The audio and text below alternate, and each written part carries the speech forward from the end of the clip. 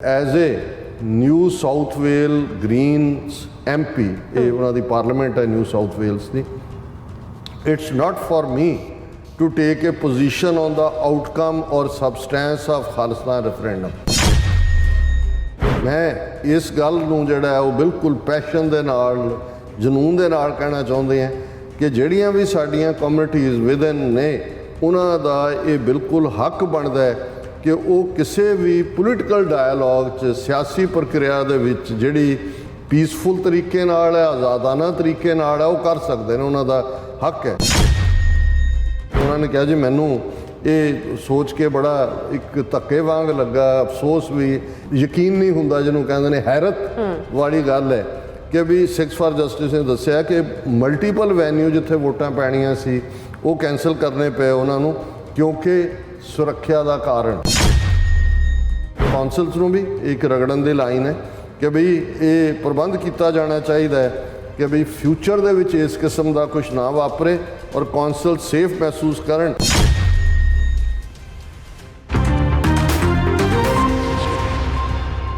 Viewers welcome back to program. So ਇਸ ਗੱਲਬਾਤ ਕਰਨ ਜਾ ਰਹੇ ਹਾਂ ਕਿ ਆਸਟ੍ਰੇਲੀਆ ਦੀ ਗ੍ਰੀਨ ਪਾਰਟੀ ਨਾਲ ਸੰਬੰਧਿਤ ਮੈਂਬਰ ਪਾਰਲੀਮੈਂਟ ਬੀਬੀ ਕੈਟ ਫੈਰਮਾਨ ਨੇ NSW ਦੀ ਪਾਰਲੀਮੈਂਟ ਵਿੱਚ ਖਲੋ ਕੇ ਖਾਲਿਸਤਾਨ ਰੈਫਰੈਂਡਮ ਦੇ ਹੱਕ ਵਿੱਚ ਆਵਾਜ਼ ਬੁਲੰਦ ਕੀਤੀ ਹੈ। ਉਸ ਦਾ ਕਹਿਣਾ ਹੈ ਕਿ ਇਹ ਸਿੱਖਾਂ ਦਾ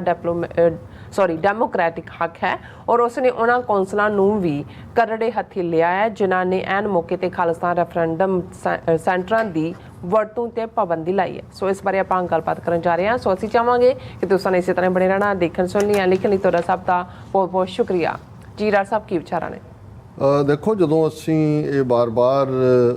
ਕਹਿੰਦੇ ਹਾਂ ਕਿ ਭਾਈ ਇੰਡੀਆ ਦੀਆਂ ਏਜੰਸੀਆਂ ਨੇ ਆਪਣੀ ਡਰਟੀ ਗੇਮ ਹੁਣ ਬਾਹਰਲੇ ਇਹਨਾਂ 4 ਵੱਡੇ ਮੁਲਕਾਂ 'ਚ ਆਸਟ੍ਰੇਲੀਆ, UK, ਕੈਨੇਡਾ ਔਰ ਅਮਰੀਕਾ 'ਚ ਲੈ ਆਂਦੀ ਹੈ। ਪਹਿਲਾਂ ਪੋਲੀਟੀਕਲੀ ਸੀ ਜਿਹਦੇ 'ਚ ਕਿ ਉਹਨਾਂ ਦੀ ਫੇਲਿਅਰ ਹੋਈ, ਖਾਸ ਤੌਰ 'ਤੇ ਖਾਲਿਸਤਾਨ ਰੈਫਰੈਂਡਮ ਜਿਹੜਾ 3 ਮੁਲਕਾਂ 'ਚ UK, ਕੈਨੇਡਾ ਔਰ ਆਸਟ੍ਰੇਲੀਆ 'ਚ ਸਫਲਤਾ ਸਹਿਤ ਹੋਇਆ ਔਰ ਅਜੇ ਵੀ ਜਾਰੀ ਹੈ, ਚੱਲ ਰਿਹਾ। ਜਿਵੇਂ 15 ਜੁਲਾਈ ਤੋਂ ਟੋਰਾਂਟੋ 'ਚ ਹੈ ਅਗੇਨ ਐਂਡ 10 ਸਤੰਬਰ ਨੂੰ ਵੈਨਕੂਵਰ ਦੇ ਵਿੱਚ। ਸੋ ਉਹ ਆਪਣੀ ਡਰਟੀ ਗੇਮ ਦੇ ਉੱਤੇ ਉਤਰੇ। ਆਸਟ੍ਰੇਲੀਆ ਦੇ ਲੇਟੈਸਟ ਫੇਸ ਅਸੀਂ ਦੇਖਿਆ ਕਿ ਬੇਸ਼ੱਕ ਫੈਡਰਲ ਲੈਵਲ ਦੇ ਉੱਤੇ ਤਾਂ ਆਸਟ੍ਰੇਲੀਅਨ ਗੌਰਮੈਂਟ ਨੂੰ ਉਹ ਨਹੀਂ ਜਿਹੜਾ ਉਹ ਇਸ ਲਈ ਰਾਜ਼ੀ ਕਰ ਸਕੇ ਕਿ ਉਹ ਕੋਈ ਅੱਪਰ ਲੈਵਲ 'ਤੇ ਪਾਬੰਦੀ ਲਾਉਣ, ਪਰ ਜਿਵੇਂ ਉਹਨਾਂ ਦੀਆਂ ਗ੍ਰਾਸ ਰੂਟ ਜਿਹੜੇ ਉਹਨਾਂ ਦੇ RSS ਔਰ ਦੂਸਰਾ ਕਾਡਰ ਹਿੰਦੂ ਤਵੀ ਸੀ, ਉਹਨਾਂ ਨੇ 4 ਅੱਡ-ਅੱਡ ਕੌਂਸਲਸ ਜਿਨ੍ਹਾਂ ਸਿਟੀਜ਼ ਦੇ ਵਿੱਚ ਖਾਲਿਸਤਾਨ ਰੈਫਰੈਂਡਮ ਸੈਂਟਰ ਬਣੇ, ਉਹਨਾਂ ਦੇ ਉੱਤੇ ਉਹ ਪ੍ਰਵੇਲ ਕੀਤੇ, ਦਿੱਤੀ ਹੋਈ ਪਰਮਿਸ਼ਨ ਉਹਨਾਂ ਨੇ ਵਾਪਸ ਲਈ ਔਰ ਉਹ ਜਿਹੜਾ ਸੈਂਟਰ ਜਿਹੜਾ ਹੈ ਉਹ ਬਦਲਣੇ ਪਏ ਔਰ ਫਾਈਨਲੀ ਇੱਕ ਪ੍ਰਾਈਵੇਟ ਅਦਾਰੇ ਦੇ ਵਿੱਚ ਇੱਕ ਸਿੰਘ ਨੇ ਆਪਣੀ ਥਾਂ ਜਿਹੜੀ ਹੈ ਦਿੱਤੀ ਜਿੱਥੇ ਕਿ ਸਿਡਨੀ ਦੇ ਵਿੱਚ ਵੋਟਾਂ, ਕਿਉਂਕਿ ਉਸ ਤੋਂ ਪਹਿਲਾਂ ਮੈਲਬਰਨ ਔਰ ਬ੍ਰਿਸਬੇਨ ਦੇ ਵਿੱਚ ਵੋਟਾਂ ਹੋ ਚੁੱਕੀਆਂ ਸੀ। ਹੁਣ ਇਸ ਸਾਰੇ ਦੇ ਚਲਦਿਆਂ ਉਹਨਾਂ ਦਾ ਨੈਗੇਟਿਵ ਪ੍ਰੋਪੇਗੈਂਡਾ ਵੀ ਬਰਾਬਰ ਜਾਰੀ ਰਿਹਾ। ਇੰਡੀਅਨ ਹਾਈ ਕਮਿਸ਼ਨ ਔਰ ਉਹਨਾਂ ਦੇ ਕੌਂਸਲੇਟਸ ਨੇ ਜਿਹੜੀ ਸਿੱਖ ਗੁਰਦੁਆਰਿਆਂ ਦੇ ਵਿੱਚ ਵੀ ਆਪਣੀ ਘੁਸਪੈਠ ਕੀਤੀ ਹੋਈ ਆ, ਉਹਦੇ ਥੱਲੇ ਕਿਤੇ ਫਸਟ ਵਰਲਡ ਵਾਰ ਦਿਆਂ ਨੂੰ ਕੋਈ ਸ਼ਰਧਾਂਜਲੀ ਦੇਣ ਦੇ ਨਾਂ ਥੱਲੇ, ਕਦੇ ਕਿਸੇ ਉਹ ਸ਼ਿਮਲੇ ਦੇ ਰਾਜਪੂਤ ਫੌਜੀ ਨੂੰ ਸਿੱਖਾਂ ਦੀ ਯਾਦ ਬਣਾ ਕੇ ਉਹਦੀ ਯਾਦਗਾਰ ਦੇ ਕੋਈ ਸਿਟੀ ਦਾ ਕੋਈ ਉਹਦਾ ਸਟਰੀਟ ਦਾ ਨਾਂ ਰੱਖਣ ਦੇ ਥੱਲੇ ਜਾਂ ਦੂਜੇ ਉਹ ਆਪਣੀ ਪ੍ਰੈਜ਼ੈਂਸ ਸ਼ੋਅ ਕਰਕੇ ਇਹ ਸ਼ੋਅ ਕਰਦੇ ਰਹੇ ਜਾਂ ਕਰਨਾ ਚਾਹੁੰਦੇ ਰਹੇ ਕਿ ਜੀ ਜਿਵੇਂ ਸਿੱਖ ਜਿਹੜੇ ਨੇ ਉਹ ਭਾਰਤ ਦੇ ਬੜੇ ਵਫਾਦਾਰ ਸ਼ਹਿਰੀ ਨੇ ਔਰ ਉਹ ਬੜਾ ਪ੍ਰਾਈਡ ਕਰਦੇ ਨੇ ਆਪਣੇ ਹਿੰਦੂਤਵੀ ਜਿਹੜਾ ਉਹ ਹੈਰੀਟੇਜ ਦੇ ਵਿੱਚ। ਇਸੇ ਤਰ੍ਹਾਂ ਅਸੀਂ ਸਿੱਖ ਗੇਮਸ ਦੇ ਵੇਲੇ ਦੇਖਿਆ ਕਿ ਉੱਥੇ ਵੀ ਕਿਸ ਅੰਦਾਜ਼ ਦੇ ਵਿੱਚ ਮੋਦੀ ਦਾ ਮੈਸੇਜ ਲਿਆਉਣ ਦੇ ਨਾਂ ਥੱਲੇ ਉਹ ਖੇਡ ਖੇਡੀ ਗਈ ਔਰ ਇਸ ਸਾਰੇ ਨੂੰ ਜਿਹੜੀਆਂ ਫਿਰ ਗੇਮਾਂ ਸਿੱਖ ਸ਼ਹੀਦਾਂ ਦੀ ਯਾਦ ਦੇ ਵਿੱਚ ਐਨੂਅਲ ਹੁੰਦੀਆਂ ਨੇ ਉਹਨਾਂ 'ਚ ਗੜਬੜ ਕਰਨ ਦੀ ਕੋਸ਼ਿਸ਼ ਕੀਤੀ ਗਈ, ਕਿਵੇਂ ਤਿਰੰਗੇ ਝੰਡੇ ਅਤੇ ਗੱਡੀਆਂ ਦੂਜੇ ਤੀਜੇ ਲੈ ਕੇ ਔਰ ਉਹਨੂੰ ਵੀ ਫਿਰ ਇਹ ਕਹਿ ਕੇ ਜੀ ਦੇਖੋ ਪੁਲਿਸ ਇਹਨਾਂ ਨੂੰ ਫੜ ਨਹੀਂ ਰਹੀ ਔਰ ਇਹਨਾਂ ਨੂੰ ਸਾਡੇ ਨਾਲ ਇਹ ਹੋ ਗਿਆ ਉਹ ਹੋ ਗਿਆ। ਇਸ ਤੋਂ ਪਹਿਲਾਂ ਵੈਂਡਲਾਈਜੇਸ਼ਨ ਦੇ ਨਾਲ ਖੁਦ ਹੀ ਉਹ ਜਿਹੜੇ ਅਕਸ਼ਧਾਮ ਮੰਦਰ ਨੇ ਉਹਨਾਂ ਦੇ ਉੱਤੇ ਚਾਕ ਨਾਲ ਜਾਂ ਮਿੱਟੀ ਨਾਲ ਜਾਂ ਪੇਂਟ ਨਾਲ ਕੁਛ ਲਿਖ ਕੇ, ਇਹਦੇ ਬਾਵਜੂਦ ਕਿ ਉਹਨਾਂ ਦੇ ਫੜਿਆ ਵੀ ਗਿਆ ਹਰਿਆਣਵੀ ਜਾਂ ਦੂਜਾ। ਸੋ ਉਹ ਪਾਰਟ ਤਾਂ ਬਰਾਬਰ ਚੱਲ ਰਿਹਾ ਸੀ। ਉਹਦਾ ਅਸੀਂ ਸਮਝਦੇ ਹਾਂ ਵੀ ਸਿੱਖ ਜਥੇਬੰਦੀਆਂ ਨੇ ਵੀ ਜਿਹੜੀਆਂ ਲੋਕਲ ਨੇ ਉਹ ਢੁਕਵੇਂ ਢੰਗ ਨਾਲ ਲੋਕਲ ਲਾ ਐਨਫੋਰਸਮੈਂਟ ਏਜੰਸੀਜ਼, ਇੰਟੈਲੀਜੈਂਸ ਏਜੰਸੀਜ਼, ਉਹਨਾਂ ਦੇ ਨਾਲ ਤਾਲਮੇਲ ਵੀ ਰੱਖਿਆ ਜੀ। ਔਰ ਇਹੀ ਕਾਰਨ ਹੈ ਕਿ ਇਹਨਾਂ ਦੇ ਭੱਦੇ ਪ੍ਰੋਪੇਗੈਂਡੇ ਦੇ ਬਾਵਜੂਦ ਬੇਸ਼ੱਕ ਪੋਲੀਟੀਕਲੀ ਉਹ ਪ੍ਰਵੇਲ ਕੀਤੇ ਜੇ 4 ਥਾਵਾਂ ਦੇ ਉੱਤੇ ਕੌਂਸਲਸ ਜਿਹੜੀਆਂ ਨੇ, ਕਿਉਂਕਿ ਜਦੋਂ ਉਹਨਾਂ ਨੂੰ ਕਹੋ ਜੀ ਤੁਹਾਡਾ ਕੌਂਸਲ ਸਟਾਫ ਖਤਰੇ 'ਚ ਹੋ ਸਕਦਾ ਹੈ, ਇੱਥੇ ਅਟੈਕ ਹੋ ਸਕਦਾ ਹੈ, ਇੱਥੇ ਫਲਾਣਾ ਹੋ ਸਕਦਾ ਹੈ, ਢਿਮਕਾ ਹੋ ਸਕਦਾ ਹੈ, ਤੇ ਕੋਈ ਵੀ ਜਦੋਂ ਇਹ ਇੱਥੇ ਵੀ ਇੱਕ ਮਾਮੂਲੀ ਕਿਸੇ ਦੀ ਭਾਵੇਂ ਹੌਕਸ ਕਾਲ ਹੋਏ ਉਹ ਸਾਰੇ 에ਅਰਪੋਰਟ ਖਾਲੀ ਕਰਾ ਲੈਂਦੇ ਨੇ, ਉਹ ਰਿਸਕ ਨਹੀਂ ਲੈਂਦੇ ਹੈ। ਲੇਕਿਨ ਇਸ ਬਾਰੇ ਕੋਈ ਦੋ ਰਾਵਾਂ ਨਹੀਂ ਨੇ ਕਿ ਇਹ ਸਾਰਾ ਕੈਂਪੇਨ ਜਿਹੜਾ ਇਹਨਾਂ ਦੇ ਹਾਈ ਕਮਿਸ਼ਨ ਔਰ ਕੌਂਸੂਲੇਟਸ ਦੀ ਜਿਹੜੀ ਹੈ ਉਹ ਸਰਕਰਦਗੀ ਥੱਲੇ, ਉਹਨਾਂ ਦੀ ਗਾਈਡੈਂਸ ਥੱਲੇ ਜਾਂ ਉਹਨਾਂ ਦੇ ਵਿੱਚ ਬੈਠੇ ਹੋਏ ਲੋਕਾਂ ਨੇ ਇਨੀਸ਼ੀਏਟ ਕੀਤਾ। ਔਰ ਅਸੀਂ ਸਮਝਦੇ ਹਾਂ ਕਿ ਬੇਸ਼ੱਕ ਆਸਟ੍ਰੇਲੀਆ ਦੇ ਸਿੱਖਾਂ ਨੇ ਸਫਲ ਰੈਫਰੈਂਡਮ ਦੇ ਨਾਲ ਇਹਦਾ ਜਵਾਬ ਵੀ ਦਿੱਤਾ, ਪਰ ਫਿਰ ਵੀ ਕਈ ਵਾਰ ਇਹ ਲੱਗਣ ਲੱਗ ਜਾਂਦਾ ਹੈ ਕਿ ਭਾਈ ਇੱਕ ਅਲਟੀਮੇਟਲੀ ਪ੍ਰਵੇਲ ਹੀ ਨਾ ਕਰਨ। ਸੋ ਪਹਿਲੀ ਅਸੀਂ ਇਹ ਦੇਖਿਆ ਵੀ ਜਿੱਥੇ ਸਿਡਨੀ ਦੇ ਵਿੱਚ ਪ੍ਰਾਈਵੇਟ ਥਾਂ ਤੇ ਹੋਇਆ, ਉੱਥੇ ਜਿਹੜੇ ਇੱਕ ਮੈਂਬਰ ਪਾਰਲੀਮੈਂਟ ਜਿਹੜਾ ਬੋਲਡਲੀ ਆ ਕੇ, ਸ਼ਾਇਦ ਮਿਸਟਰ ਉਹਨਾਂ ਦਾ ਨਾਂ ਸ਼ੂਬੈਨ ਕਿ ਕੀ ਸੀਗਾ, ਮੈਂ ਪੈਨ ਡਾਊਨ ਨਹੀਂ ਕੀਤਾ ਹੋਇਆ, ਉਹਨਾਂ ਨੇ ਆਪਣੀ ਸਪੋਰਟ ਆ ਕੇ ਦਿੱਤੀ ਸੀ ਕਿ ਭਾਈ ਇਹ ਸਿੱਖਾਂ ਦਾ ਹੱਕ ਹੈ, ਔਰ ਉਹਨਾਂ ਨੇ ਰਾਦਰ ਉਹਨਾਂ ਕੌਂਸਲਸ ਨੂੰ ਵੀ ਜਿਨ੍ਹਾਂ ਨੇ ਕੈਂਸਲ ਕੀਤਾ ਉਹਨੂੰ ਭੰਨਿਆ ਸੀ। ਪਰ ਉਹ ਵੀ ਇੱਕ ਪ੍ਰਾਈਵੇਟ ਥਾਂ ਦੇ ਉੱਤੇ ਆ ਕੇ ਦਿੱਤੀ ਸਟੇਟਮੈਂਟ ਸੀ, ਜਿਹਦਾ ਜ਼ਾਹਰ ਹੈ ਕਿ ਸਾਡੇ ਲਈ ਉਹ ਬਹੁਤ ਅਹਿਮੀਅਤ ਵਾਲੀ ਸੀ। ਬਟ ਜੇ ਤੁਸੀਂ ਰਿਕਾਰਡ ਦੇ ਪੱਖ ਤੋਂ ਦੇਖੋ ਤੇ ਜਿਹੜੀ ਸਟੇਟਮੈਂਟ ਪਾਰਲੀਮੈਂਟ ਦੇ ਗਲਿਆਰਿਆਂ ਦੇ ਵਿੱਚ ਖਲੋ ਕੇ ਐਜ਼ ਏ ਨਾਟ ਗਲਿਆਰਾ, ਪਾਰਲੀਮੈਂਟ 'ਚ ਖਲੋ ਕੇ ਤੁਸੀਂ ਦਿੰਦੇ ਹੋ, ਉਹ ਉਹਦਾ ਆਫੀਸ਼ੀਅਲ ਰੈਕਡ ਹੁੰਦੀ ਹੈ। ਔਰ ਇਸ ਪੀਰੀਅਡ 'ਚ ਜਦੋਂ ਕਿ ਰਾਹ ਦੀ ਡਰਟੀ ਗੇਮ ਔਰ ਅਜੀਤ ਡੋਵਲ ਦੀ ਡਰਟੀ ਏਜੰਸੀ ਨੇ ਡਰਟੀ ਏਜੰਡਾ ਸ਼ੁਰੂ ਕੀਤਾ ਹੋਇਆ ਹੈ, ਇੱਕ ਖਾਲਿਸਤਾਨ ਮੂਵਮੈਂਟ ਲਈ ਸ਼ਾਟ ਇਨ ਦਾ ਆਰਮ ਹੈ ਕਿ ਨਿਊ ਸਾਊਥ ਵੇਲਸ, ਜਿਹਨੂੰ NSW ਕਹਿੰਦੇ ਨੇ, ਉਹਨਾਂ ਦੀ ਪਾਰਲੀਮੈਂਟ ਦੀ ਮੈਂਬਰ ਹੈ ਬੀਬੀ ਜਿਨ੍ਹਾਂ ਦਾ ਮਿਸ ਕੇਟ ਫੈਹਰਮੈਨ, ਉਹਨਾਂ ਨੇ ਬੜੀ ਬੋਲਡ ਸਟੇਟਮੈਂਟ ਦਿੱਤੀ ਹੈ। ਉਹਨਾਂ ਦੀ ਜਦੋਂ ਮੈਂ ਕਿਉਂਕਿ ਵੀਡੀਓ ਲਿੰਕ ਵੀ ਸਾਡੇ ਕੋਲ ਆਇਆ, ਹੁਣ ਅਸੀਂ ਉਹ ਪਲੇ ਤਾਂ ਨਹੀਂ ਕਰ ਸਕਦੇ। ਇਹ ਜਿਹੜੀ ਬੀਬੀ ਹੈ ਕੇਟ ਫੈਹਰਮੈਨ, ਇਹ ਗ੍ਰੀਨ ਪਾਰਟੀ ਨਾਲ ਇਹਨਾਂ ਦਾ ਸੰਬੰਧ ਹੈ। ਇਹ ਫਾਰਮਰ ਚੇਅਰ ਨੇ ਸੀ ਸ਼ੈਫਰਡ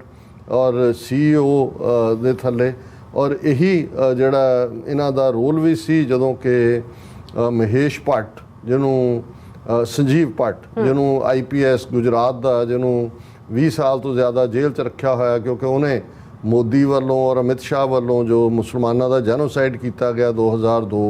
ਡੈਕੋਰੇਟਡ IPS ਆਫਿਸਰ, ਉਹਦਾ ਵਿਰੋਧ ਵੀ ਕੀਤਾ, ਉਹਦੇ ਖਿਲਾਫ ਭੁਗਤਿਆ ਔਰ ਉਹਨੂੰ ਜੇਲ੍ਹ 'ਚ ਡੱਕਿਆ ਹੋਇਆ। ਔਰ ਉਸ ਦੀ ਬੇਟੀ ਨੂੰ, ਜਿਨ੍ਹਾਂ ਦਾ ਅਸੀਂ ਜ਼ਿਕਰ ਕਰਾਂਗੇ ਕਿ ਭਾਈ ਉਹਨਾਂ ਨੇ ਕਿਵੇਂ ਉਹ ਆਸਟ੍ਰੇਲੀਆ ਦੇ ਵਿੱਚ ਹੁਣ ਉਹ ਡਾਕਟਰ ਹੈ ਔਰ ਰਿਸਰਚਰ ਹੈ, ਉਹਨਾਂ ਨੇ ਵੀ ਜਦੋਂ ਮੋਦੀ ਆਇਆ, ਜਦੋਂ ਕਿ 2 ਪਾਰਟ ਡਾਕੂਮੈਂਟਰੀ BBC ਨੇ ਸਕਰੀਨ ਕੀਤੀ, ਉਸ ਦੇ ਵਿੱਚ ਵੀ ਉਸ ਬੀਬੀ ਦਾ ਇੰਟਰਵਿਊ ਹੈ ਕਿ ਉਹਦੇ ਫਾਦਰ ਨਾਲ ਕੀ ਹੋਇਆ, ਔਰ ਉਸ ਪੈਨਲ ਦੇ ਵਿੱਚ ਵੀ ਉਹ ਸ਼ਾਮਲ ਸੀ। ਔਰ ਉਸ ਨੂੰ ਵੀ ਆਸਟ੍ਰੇਲੀਆ 'ਚ ਲਿਆਉਣ 'ਚ, ਸੈਟਲ ਕਰਨ 'ਚ ਇਸ ਬੀਬੀ ਨੇ, ਕੇਟ ਫੈਹਰਮੈਨ, ਕਿਉਂਕਿ ਇਹ ਸਾਊਥ ਏਸ਼ੀਅਨ ਕਿਸੇ ਸੋਲੀਡੈਰਿਟੀ ਗਰੁੱਪ ਦਾ ਵੀ ਹਿੱਸਾ ਨੇ, ਰੋਲ ਅਦਾ ਕੀਤਾ। ਪਰ ਮੈਂ ਜ਼ਿਆਦਾ ਵੇਰਵੇ 'ਚ ਨਾ ਜਾਂਦੇ ਹਾਂ, ਉਹਨਾਂ ਦੀ ਜਿਹੜੀ ਸਟੇਟਮੈਂਟ ਉਹਨਾਂ ਨੇ ਦਿੱਤੀ ਉਹ ਇਹ ਹੈ ਕਿ as a New South Wales Greens MP, ਇਹ ਉਹਨਾਂ ਦੀ ਪਾਰਲੀਮੈਂਟ ਹੈ ਨਿਊ ਸਾਊਥ ਵੇਲਸ ਦੀ, it's not for me to take a position on the outcome or substance of Khalistan referendum. ਕਿ ਮੈਂ MP ਹੈ, ਜ਼ਾਹਰ ਹੈ ਮੈਂ ਆਪਣੇ ਸਿਸਟਮ ਲਈ ਕੰਮ ਕਰਦੀ ਹਾਂ। ਖਾਲਿਸਤਾਨ ਰੈਫਰੈਂਡਮ ਫॉर ਲੋਕ ਕਰਦੇ ਨੇ ਖਾਲਿਸਤਾਨ ਜਾਂ ਅਗੇਂਸਟ, ਇਹ ਮੇਰਾ ਸਬਜੈਕਟ ਨਹੀਂ ਹੈਗਾ ਜਾਂ ਮੈਂ ਇਸ ਦੇ ਲਈ ਕੋਈ ਪੋਜੀਸ਼ਨ ਨਹੀਂ ਲੈ ਸਕਦੀ। However I am passionate about the right of all members of our communities to participate freely and peacefully in political dialogue। ਪਰ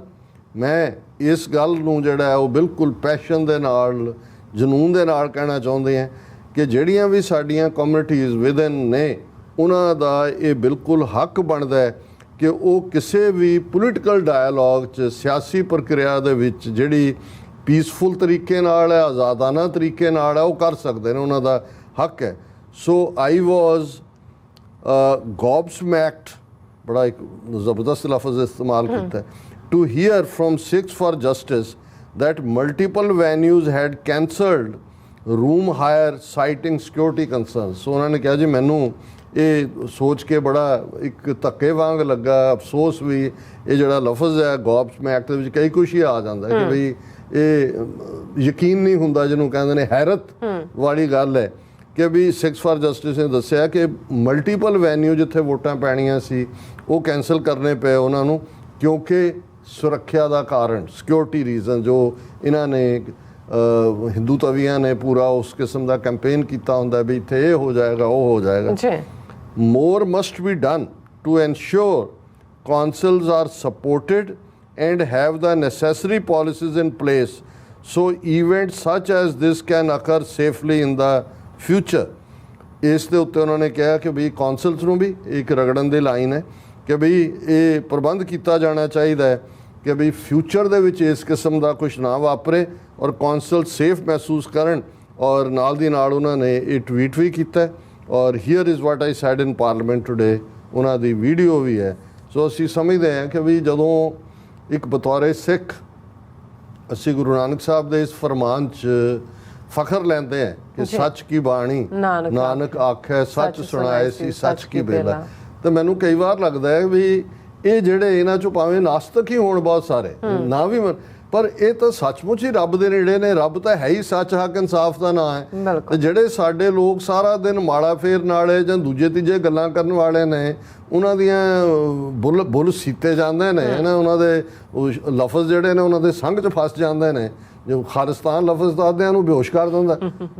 ਉਹ ਮੁੜ ਕੇ ਉਹ ਭਾਵੇਂ ਜੁੱਤੀ ਸਗਾ ਕੇ ਉਹਨਾਂ ਨੂੰ ਉਹ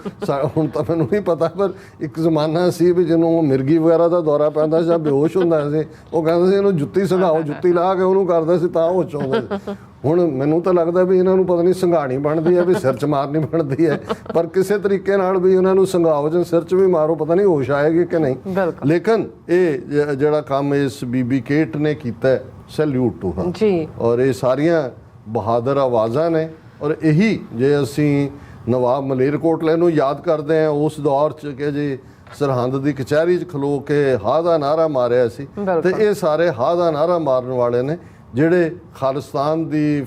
ਭਵਿੱਖ ਦੀ ਹਿਸਟਰੀ ਦੇ ਵਿੱਚ ਜਿਹੜਾ ਇਹਨਾਂ ਦੇ ਨਾਂ ਜਿਹੜੇ ਨੇ ਉਹ ਸੁਨਹਿਰੀ ਅੱਖਰਾਂ ਦੇ ਵਿੱਚ ਲਿਖੇ ਜਾਣਗੇ। ਜੀ ਡਾਕਟਰ ਸਾਹਿਬ ਤੁਹਾਡਾ ਬਹੁਤ ਬਹੁਤ ਸ਼ੁਕਰੀਆ। ਇਸ ਵਕਤ ਲੈਣ ਬ੍ਰੇਕ। ਵਿਊਅਰਸ ਤੁਸੀਂ ਇਸੇ ਤਰ੍ਹਾਂ ਜੁੜੇ ਰਹਿਣਾ, ਮਿਲਦੇ ਹਾਂ ਛੋਟੇ ਜਿਹੇ ਵਕਫੇ ਤੋਂ ਬਾਅਦ।